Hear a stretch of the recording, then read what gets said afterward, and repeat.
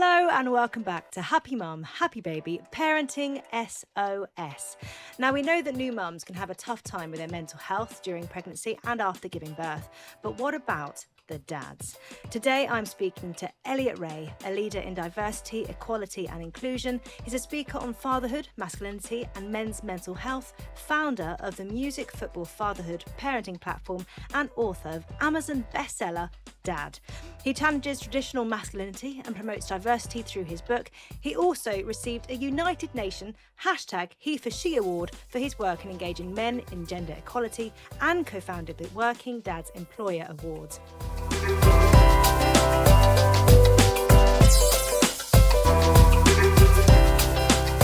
Gosh, you've been busy, Elliott. I know. Hello and welcome. We're thrilled to have you. Is that me? Did I do that?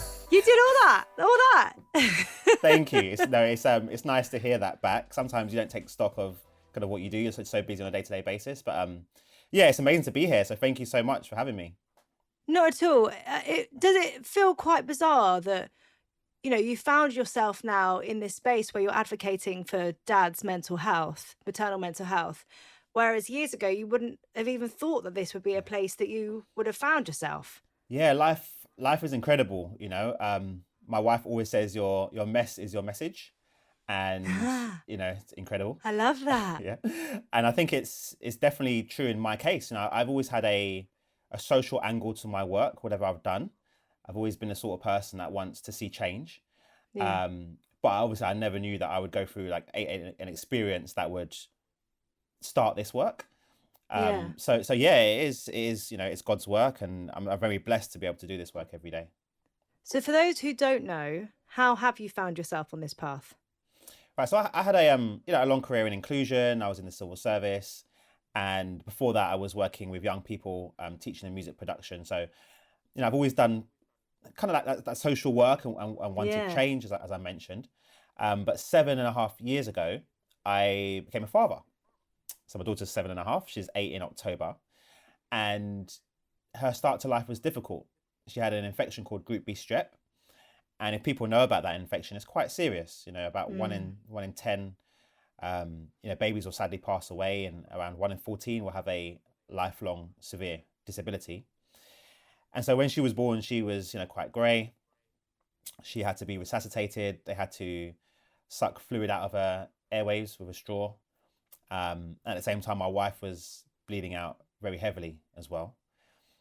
And so it was one of those moments, you know, as a 32-year-old at the time, where I think the first time in my adult life, you know, feeling helpless and hopeless and numb, and kind of thinking this isn't happening to me. Surely, it's the sort of thing you see like in Like an out-body experience type thing, yeah. Yeah, and so we spent a couple of weeks in the hospital, and the hospital were amazing. It was Harlow and Princess Alexandra Hospital. They were amazing with us. You know, they gave us a room so I could stay in the hospital with my family, and we spent a couple of weeks in ICU and in special care with my daughter. And that was a real kind of up and down time. You know, there were some days we'd get good news, the infection was going, the antibiotics were working. Other days we'd get bad news that actually the antibiotics aren't working and the infection is coming back more aggressively. So that was a really tough time, but I think as a family, you know, we were okay throughout that period. And then we got the good news eventually that, you know, we could go home. But on that same day, my daughter developed a bump on the back of her head, just randomly. Yeah. And I think that's when the doctors were very, very worried. Like, we had specialists come in from other hospitals. They sat us down. They prepared us for, you know, different eventualities, and they weren't quite sure what was going on. We were booked in for an MRI scan the next day. And, you know, that night was by far the most difficult of our lives. You know, we prayed and cried for hours. We were joined by Nagme, one of the midwives in the hospital, who joined us for hours. Yeah. Because we knew the news we would get the next day would be, you know, it would change our lives one way or another. So took my daughter for an MRI scan and went back into the room. And what was interesting is throughout the 2 weeks we were in hospital, the nurses and doctors would just burst through the door. They wouldn't knock. Any you know, 3 a.m. in the morning, 4 a.m. in the morning, just burst through the door and take the way someone they do for treatment. Yeah. Yeah. So we were used to that burst through the door. And when it happened, the nurse came with her hands like this and gave us a massive hug, because, you know, we knew them pretty well by then. And they said it was just bone structure. You know, we could go home, which is amazing. So we spent another day or so went home, had a weekend at home, a couple of days, and then, I went back to work, back at my desk, smiling, being the, friendly, extroverted person that I am and that I was, and kind of just masking ultimately what was going on at home. And what was going on at home was, my wife was diagnosed with postnatal anxiety. I was becoming very anxious. I was becoming very, very emotional, insomnia, and really became a shell of myself. I was really struggling, really, really struggling. But put on that brave face, to friends and family and work colleagues. And I learned a lot throughout that process about how good we are as humans at putting on a brave face. How long were you able to put on a brave face for? Well, I would say probably a few months. And then my daughter had a severe allergic reaction when she was about 7-8 months old. And that was the moment where it was like, okay, cool, I can't, it's hard to pretend. Yeah. So that was, I think it was a point where we felt like we were just about getting used to parenting in a way. And then that happened, and that was quite worrying.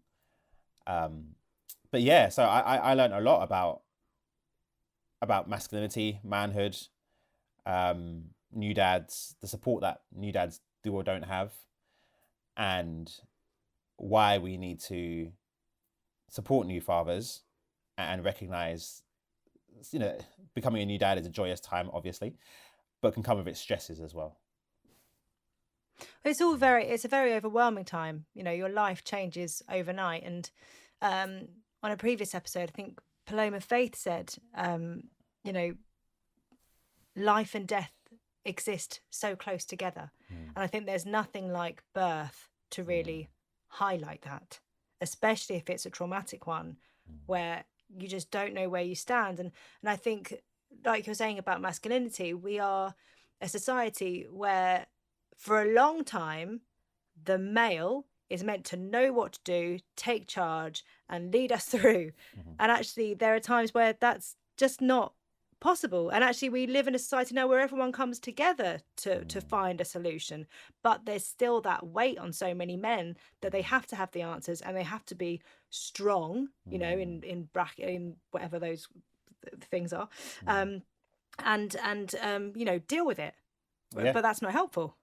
It's not helpful at all. And I think, the idea of masculinity, I think, is evolving, which is good.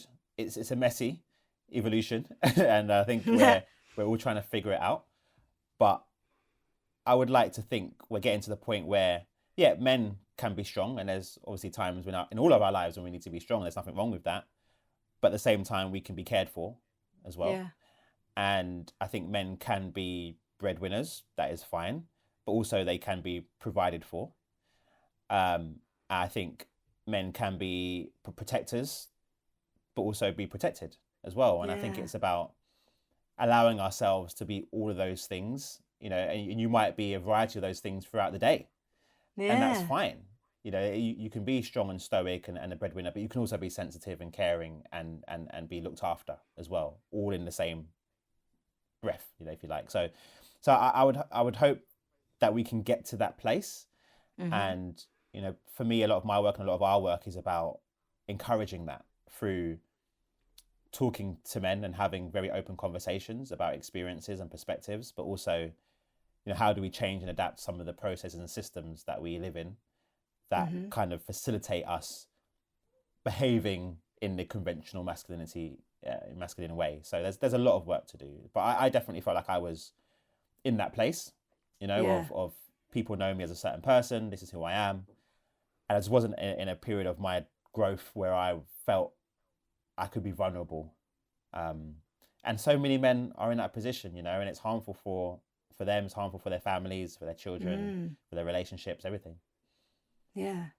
At what point did you feel like you could start talking about it and helping other dads going through a similar situation? So years later, to be honest. Really? I mean, I kind of got diagnosed with PTSD eventually, kind of by accident, to be honest. What happened was I started writing about being a dad. I started my blog, and that was, growing very slowly. But I had a mutual friend who started a magazine, and the magazine was around mother's mental health, and she was looking for a dad to talk to, just who a dad that was talking about fatherhood basically. So Yeah. I met up with her, and this was about a year after my daughter was born, and it was the first time someone had asked me about the birth experience, and I was talking to her and basically broke down during the conversation, and she referred me to her friend who was a birth trauma specialist, and we had a conversation, and I received support through that way. But it was kind of by accident. I didn't go out and seek it myself. It was more like someone noticing this and that. But for me to be able to get to the point where I could really champion dad's mental health and equal parenting and stuff, that took years. That took about 2 or 3 years after, where I feel like I'm properly in that space where I can do the work. I think part of it is processing my own trauma. Yeah. And the other part of it is feeling like I have the knowledge, but also secure in myself to deal with what can potentially come with doing this work. Which can be a little bit of judgment, and a little bit of isolation. Not to say I don't have a lot of support, I do. But when you're one of a few voices kind of trying to say things that to some people are quite outside of the box, it takes a certain level of security within yourself. And I've only just got to that place in recent years where I can say, I can completely stand by with my full chest the things that I talk about, and I'm willing to deal with whatever that comes with. It blows my mind that there would be pushback from a man standing up and talking honestly and openly and, being vulnerable about his experience and in helping others. It blows my mind that there would be people kind of in any way, shape or form putting judgment on that and kind of shutting down the conversation. Yeah, so it's less about me sharing my personal experience. It's more, so that has always been well received. It's more about the ideas about manhood and what is a man, and talking about the evolution of masculinity and the fact that, men can be stay-at-home dads, and we can be equal caregivers, and we should work flexibly.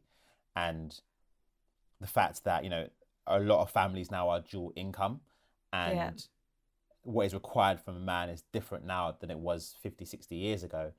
Those messages really annoy some people. It's crazy, isn't it? They piss it's some crazy people as well when you're kind of like, it's recognised now, although not, I don't think it's enough has changed, that if a mother is working full time, she literally cannot take on all the other roles that she would have done previously had she not been out at work, if she'd been at home. So those roles have to be shared out. They simply have to. How can both parents, if it's a 2-parent family, both be working full time and not share that load? Exactly. And what we see is that even in dual income families, even where the mother works just as much and earns just as much or more, the mum will generally take on more caring responsibilities and do more housework as well. And I think it is about us men, and this is our message, recognizing that times have changed and times have moved on. Yeah. And the core important message is that it's really good for us as men. This is a good development, because it means that we can live a fuller life. It means that we can step outside of those gender norms. We can maintain better male friendships. We can be there for our children when they are young. We can experience that fully. We don't have the pressure of having to be the breadwinner, which is not a good pressure I don't want all the time, like we get to live full lives as well. And I think it is really important, that we recognize that gender equality, stepping outside of those gender norms and those stereotypes, what we think we need to be, they are important, I would say essential for our health, for our physical health, for our mental health as well. That's amazing. It's incredible to just listen to be honest. On Parenting SOS, we ask you your 3 most asked questions. So you've sent in 3. And the first one is, why don't dads talk enough about their mental health? Yeah, I wish I remembered sending in these questions. It might have been a while ago. Surprise! I'm like, what did I say? I really should have read my notes. Don't worry, I have. We're fine. So why don't they talk enough about their mental health? I think a lot aren't expected to.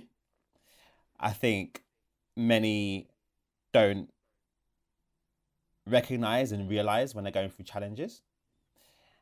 I think we don't have the process through our healthcare system, and I love the NHS. This is not a criticism. This is we work closely with lots of NHS trusts, but there aren't always the support processes through the maternity process that engages dads to the point where they feel like they can go back to those services to seek help and support. And I think, as we've been speaking about just now, the overall idea of manhood and masculinity, it is for all men, and then men become dads. Or some men become dads. So it just carries on, I would say. Yeah. Do you think there's? I mean, I don't know. I was just wondering if there's also a feeling, or not even a feeling. Is there something in the fact that when something is happening, like the birth or those early days, you're functioning, you're getting through, and actually there's some time after where those thoughts start being processed a little bit more, as because there is a delayed reaction in that, because you've been so focused on getting through. It's easy to see how someone would get lost in that way because you're already out the system. Yeah, definitely. I mean, most of the time, postnatal depression for men and women is actually diagnosed between like 6 to 9 months after the baby is born. It's not straight away, because straight away you're just in this new like baby thing and this is all mad. You're expecting the chaos, yeah. It's chaos. But then months afterwards, when it kind of settles down, when people stop coming over so much, and like the reality of the sleep deprivation kicks in, maybe you go back to work, etc. That's when we see the most diagnoses and the most symptoms. But I think, for men, we campaign quite a lot for, equal parental leave. And I think that has a big part to play in it as well. Like in my experience, a lot of men will get the statutory 2 weeks, they go back to work, and then you're in the balance of working, you go home, you're trying to be an active parent, an active dad, and your life can be a bit of a blur. And so recognizing how you're feeling at that point can be quite difficult, because you're just trying to figure out where you are in the adjustment. And it does take a while to figure out, oh yeah, actually, that is what I was feeling. This is what I was doing. And I think it is very important for us to talk about some of those symptoms.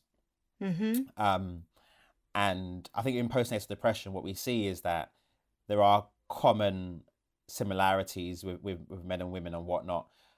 One of the differentiators is that men can be more likely to want to take risks.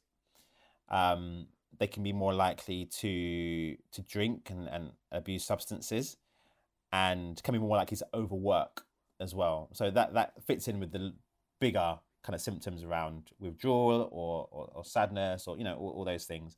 But particularly with men, not exclusively, but they can be more likely to take risks, to maybe drive faster, not wear a seatbelt, drink more, overwork to maybe avoid what's going on. And so I think it's really important to think about those things and read up on those for everyone, really. If you're a new dad yourself, and maybe you need to recognize what you're going through and see how your behavior may be, but also for work colleagues, for partners, just to be able to see the changes maybe that the new dad in their life has gone through, and just be aware of that. And that puts them in a better position to be able to intervene and support if needed.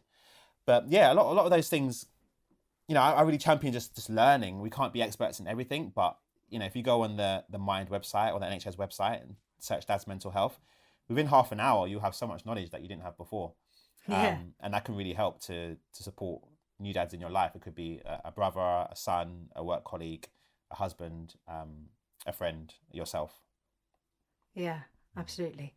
The next question is, what can the NHS do to help new dads who are suffering from postnatal depression or other forms of poor mental health? That's a great question. I know. That's a good question. Well done, you. So very passionate about this area, and I do want to shout out Dad Matters in Manchester. So they are one of the only integrated NHS services in the country that support dads all through the maternity process. So when you're an expectant dad and you go for your GP appointment or the scans, 20-week scan, 6-week scan, through the birth, NICU if it's needed, the home visit, they have dedicated support workers that are speaking to the dad at every touch point. They have resources and different support groups that they offer as well. Interestingly, in Manchester, in through the Dad Matters service, they have a higher number of dads coming back into the service post-birth for mental health support. And that is really interesting. Yeah. It's not that dads in Manchester have more mental health issues, I don't think. It's that they understand and they have seen a service that has supported them and they feel comfortable enough to go back into that service afterwards. And I think that's a really important point because, there's the whole notion that, men don't talk, which of course is true to an extent, I think. But at the same time, if men are supported to talk and they understand it's non-judgmental and the support is going to be there, they will talk. They definitely will. So I think what we could do is we could replicate that model throughout the whole country. Easier said than done. Every trust has their own budget and their own priorities, etc. But the model is there. It's not perfect, but it really does work. And I think having, a new dad going to those appointments where they could feel, rightly or wrongly, they could feel a little bit alienated from the process. A lot of dads do tell us they go there, they feel like a bit of third wheel. Maybe, I'm sure the midwife is very stressed out and there's loads on, but maybe the midwife is like really focusing on the mother, which of course we're not saying she shouldn't, but also acknowledge the father is there as well. Use his name, give him eye contact, talk to him about how he can support his partner and some of the changes he might go through when he becomes a new dad. Many people don't know, but many dads have a drop in testosterone when they have a new baby. So talking about those sort of things, giving the dad resources that they can go and look up in their own time. Our book, some NHS trusts use our book to say, here you go, have a read of this, or here's this leaflet for this support group, a local support group that you can join. Those sort of things are amazing for engaging dads in the process. And then we know when you're engaged in the process, when you're thinking about what kind of dad you want to be, what kind of life you want your family to have, what is a vision for your life, that dad is going to find the adjustment into fatherhood a little bit easier. And also they're going to understand where to go if they need support, and they can be more open to that support. So I think there's so much that they can do in the NHS. And, as I said, disclaimer, I love the NHS. I think the individuals do amazing work. Seriously, when we were in the hospital, I was in awe. I was like, oh my gosh, my job is so easy in comparison to yours. Like, I'm not saving lives. If I get things wrong, no one dies. Like, they work so hard. They're underpaid. And I'm a massive advocate for the people in the NHS. It's just the systems that could improve a little bit more. Yeah. Your third question is, what can I do to help my male friend, partner, colleague, who I think is suffering from postnatal depression? Okay. So the first thing I would say is, if you think that is really good, it clearly means that you've done some of the work to recognize the symptoms. So that's great. And I think the next thing is around how you can approach a conversation. And the aim of that conversation can be two things. It can be to signpost that dad to support services, whether that's peer support or clinical support.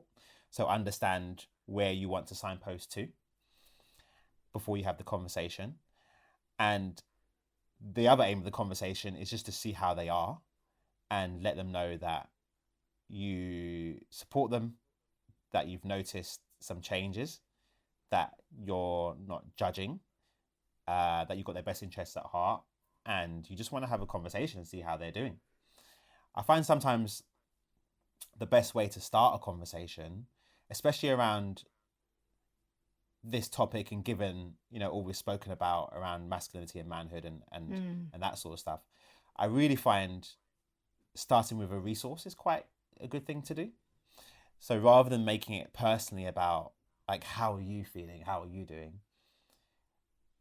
recommend they watch something or read something that you found. Whether that's a chapter in a book or a TV show or listen to a podcast, and then have a conversation about that. Yeah. I think what that does is it takes away it being so personal straight away. Like, we as humans are so much more comfortable talking about other people and other things. So I've really found that can help. And then I know our dad book has done that for a lot of people.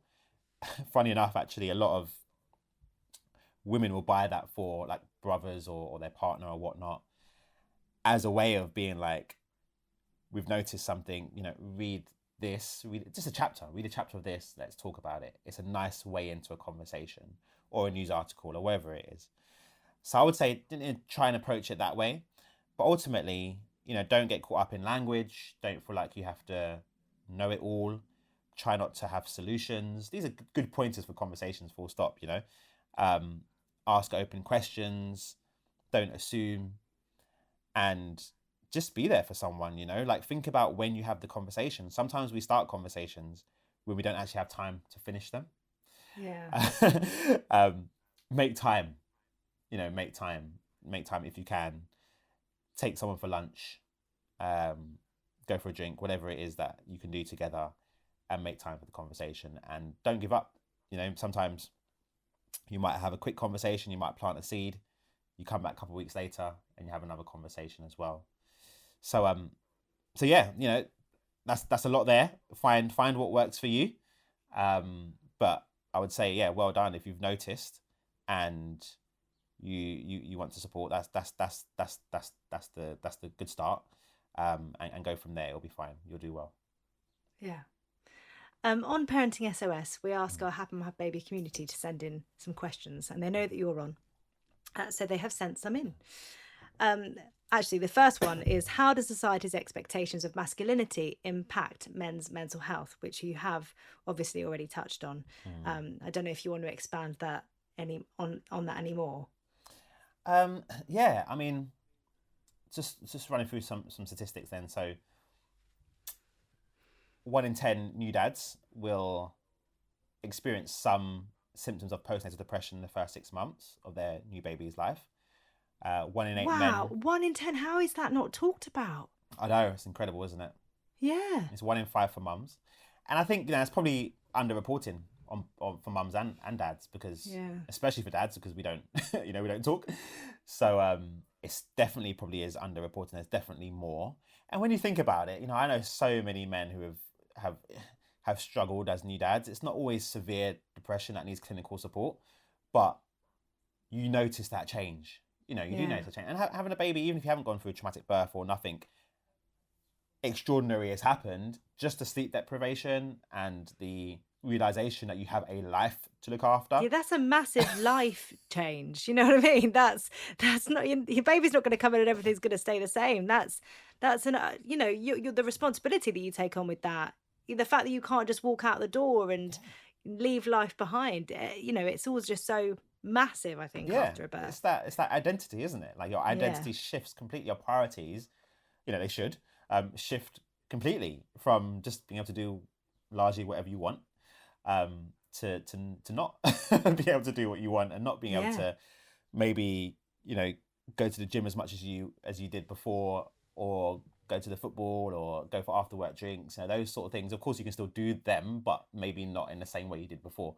That shifts happen, they have to happen, so that can be a massive thing. The testosterone drop for some men as well. Like, these are big factors. And I think the 1 in 10, there's the new research that showed around 40% of new dads are concerned about their mental health, which I think is probably a positive thing if men are thinking about it, so that's not necessarily a negative statistic, depending on the way you look at it. 1 in 8 men in general will be suffering from some sort of kind of common mental health condition, like OCD or depression or anxiety. So these are big numbers. They're big statistics. There's a lot of people. This is not a niche problem. This is a very mainstream problem that we will all either experience or know someone in our life that experiences. And I think the reason we've spoken that men don't talk is just those ideas of manhood. And I think the more we can do to shift that, the better. I post quite a lot around the media, I was in my local shopping centre yesterday, and I saw a Mamas and Papas advert of a new dad, a black dad, pushing his pram. There's a picture from Which, a big billboard from Which the other day, which showed a dad in bed looking up things to do in half term, and his kid was sleeping. And the media has a role to play in evolving the idea of fatherhood and manhood. The NHS has a role to play. The government has a role to play. You and I have a role to play. People with platforms and voices to talk about this stuff, to share our stories. And I think if we can do that for men in general, and evolve that and make conversation and talking and vulnerability the norm alongside some of those conventional ideas of masculinity, we'll get to the point where men do talk more. And what I'm really happy to see actually is over the last couple of years, especially since the pandemic, there's been more and more kind of men's groups popping up, talking groups, walking groups in local areas. There's so many little charities now that are doing it. I work with a lot of employers, so many organizations, especially in construction. I'm finding in professional services, like they're asking me to go in and help to set up men's groups where they can discuss in a safe space issues around loss, around relationships, parenting, all the stuff. And that is a new thing. Like we weren't having those conversations 5-10 years ago, and I think largely from the pandemic, it's made us a little bit more vulnerable, but also with the BLM, the murder of George Floyd, we've had more vulnerable conversations in the workplace about a variety of different topics. And I think we're getting to the point now where that's kind of going into the space around manhood. And what I find is really interesting at the moment as well is that I feel like we have kind of a very polarized society in so many different forms. And when it comes to the conversation about manhood, I'm finding that is polarized. On one hand, you have like the Andrew Tate, the Jordan Petersons, that kind of thing of let's go back to traditional manhood, and you should be dominant, misogyny, all that sort of stuff. That's on one side. And on the other side, we're seeing a lot of young men and dads, choosing an employer because they can work more flexibly, or because that employer offers paternity leave, enhanced paternity leave. So I think we're seeing like people shifting and kind of picking a side, if you like. And that conversation is positive in one part where we are progressing and we are having these men's groups and more paternity leave and more vulnerability, and then we are more positive images in the media, etc. But on the other side, we're seeing the rise of online misogyny, more misogyny in schools. Well, and that's the interesting thing, isn't it? So with someone like Jordan Peterson, you could watch a video of his that you agree with, which is just about life and perspective, and then all of a sudden you're sucked into this other side. Like, it's incredible, I think, how easily people can be swept up with someone's whole ideology and way of thinking, when we should know that we can go, I agree with you on that, I don't agree with you on that. I don't have to be completely bought in to someone's entire thoughts and the way that they think life should be. Exactly. And it fascinates me. We see it reflected in politics. You'll see people who believe in Brexit, for example, who are anti-vaccination, and it's like those are two different issues. Like you don't have to believe just because this party or this cohort of people believe that thing, and then we all kind of have to believe everything that's in there. And I think like with Tate and Jordan Peterson, it is that. Andrew Tate says some stuff that's actually okay. Go to the gym, be fit. Like that's cool. Like that's great. Yeah, but it's pretty much a shit sandwich. There's a lot of shit in the middle. And I think it's really important that we can talk to, especially young people, but all people, about recognizing that and thinking critically about what you're hearing. Especially when you then fall into an algorithm that's going to feed you more of that. So you're constantly being told that is the dialogue, that is the way that you're meant to be, that's the way that you're meant to think. It just, it would take even mature minds can't work their way through that and block it all out. Exactly. Yeah, exactly. Like, we see not only young boys influenced by this, but a lot of people, a lot of men. It's not, age isn't necessarily an indicator of how we receive this information and what we believe. Sometimes it's down to where you are in your life, some of your upbringing, culture, all that sort of stuff plays a part. Your friendship groups, all that sort of stuff. So So I think we're seeing very much the polarization, and it's about the people on the side that I'm on, that wants to talk about positive masculinity and understands the benefits for us, being louder with our voices and being just as appealing to people and helping people to understand how to get to where they want to get to. I think one thing that Andrew Tate and the like do very well is say, follow this and you'll get here. And I think for the side of positive masculinity, it's about doing that as well, talking about what success looks like in this new world and how you can build a happy relationship and a successful career and have a great relationship with your child and hopefully good mental and physical well-being through practicing positive masculinity and allowing yourself to be strong, be vulnerable, be protected all at the same time. So that's the responsibility that we have. Yeah. One person has written in and said, my husband has depression and is worried about passing it on to our child. How can I help him? Wow. So my first thought is he may be concerned in a couple of different ways. Is he concerned genetically that some of our genes are predisposed to that, and mental health can run in the family? So that is something that I think if he's thinking about, then that's good. I think we need to be more honest, I think, around some of the health challenges that we have and some of the things that our children may pick up from us. I'm a black man. We are more likely to have high blood pressure and diabetes and stuff like that. And that's a conversation that I'm having more. And it's something that I won't shy away from with my daughter. The fact that, she may need to look after herself in different ways, because this potentially could be something that she could be diagnosed with at a younger age than other people because of her genetics. So I think if you're having that conversation and thinking about it now, then that's a positive thing, because then you can put in place steps to help and support. The other way they may be thinking about it could be kind of passed on is by the environment that is kind of created, maybe. And again, I think it's good that is being recognized. Awareness is a massive thing, isn't it? Awareness, yeah. So if you're aware of it, then what is it that you can do to try and create an environment for your child that is a positive one, that hopefully does all the things that can make them mentally well? So, are they, for example, getting active? Are they going outside? Are they seeing you being active? Are they seeing you playing with them and engaging with them? Are you having good conversations? Are they seeing you kind of eating well and eating together? Do you take time to eat as a family? Do they see you with your friends and see you in social environments? Do you indulge with the things that they like to do? Music, games, whatever it is. And I think trying as hard as possible to do that. And I think I know it's easier said than done, because when you have depression, you're not always in a position to be able to do all those things.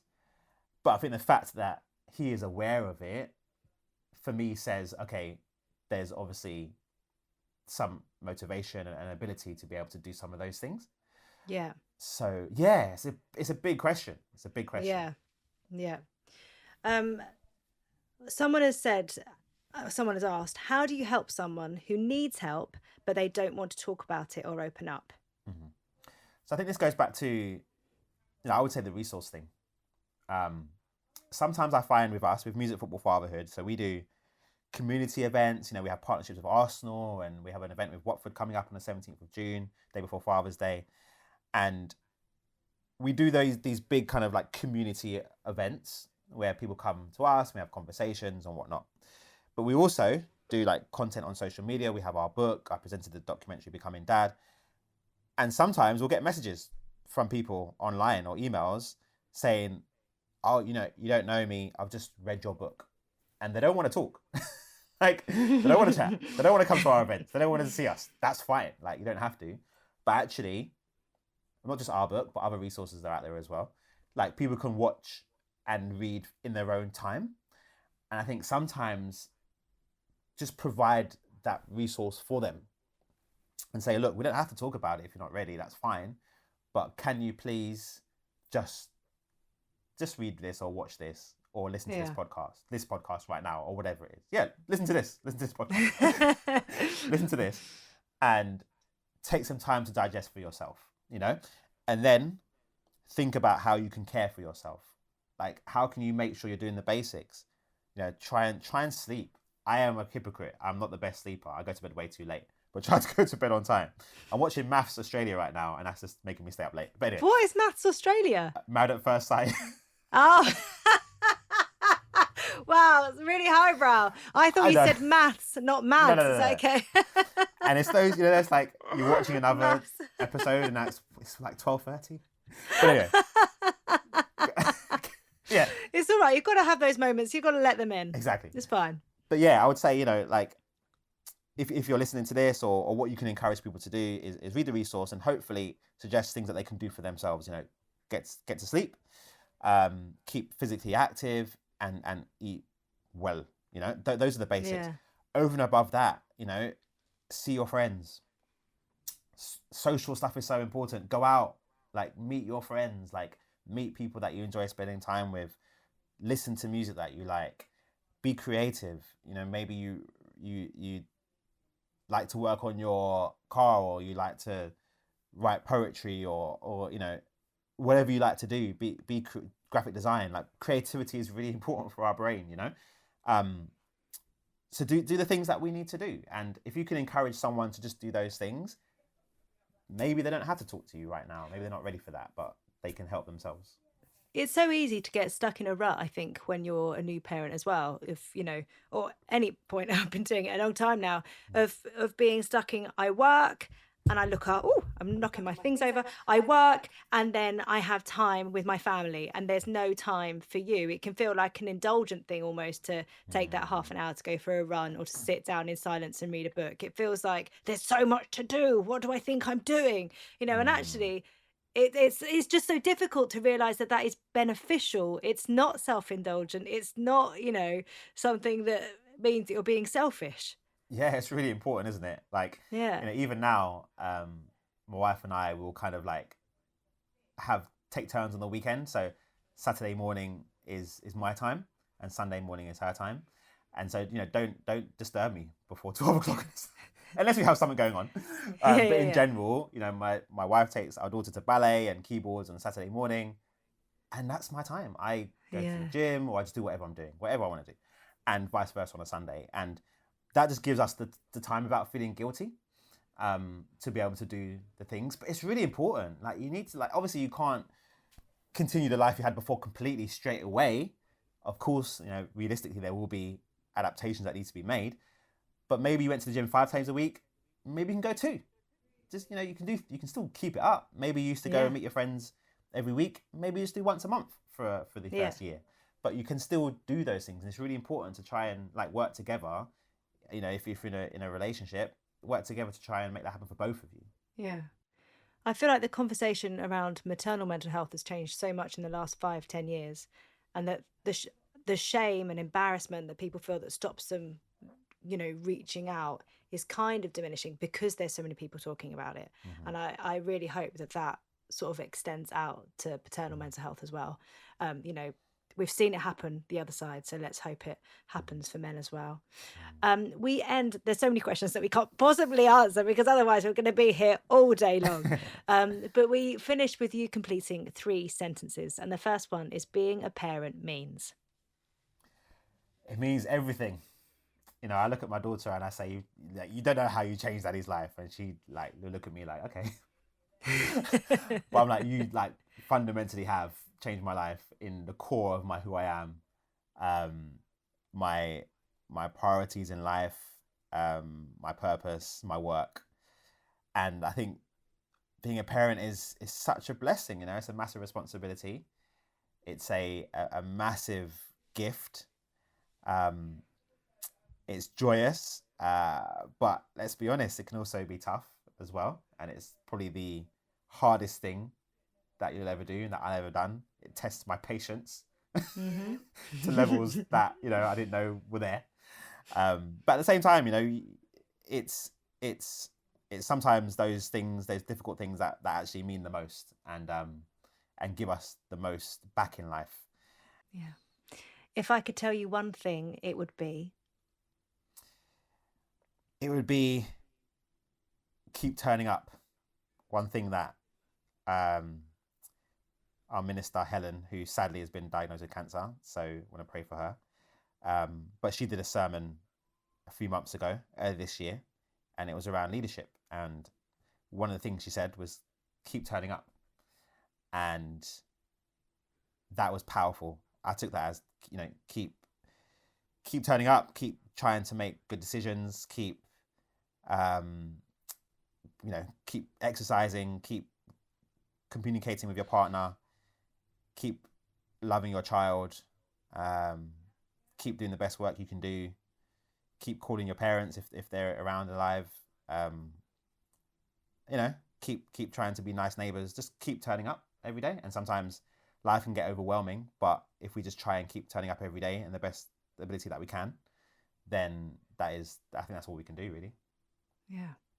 And finally, I'm happy when I am in my living room watching a massive football match.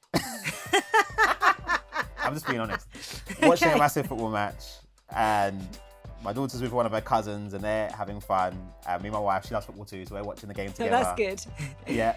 And I've got a cold alcoholic beverage, and it's a sunny day outside, and there's good food to eat. Yeah. Or when I'm in Ibiza, which we go every year. So one. That's lovely. Elliott Rae, thank you so much. It's been an absolute delight to talk to you, and I hope actually we can do more together to make sure that we're scooping up mums and dads and making the journey smoother for everyone.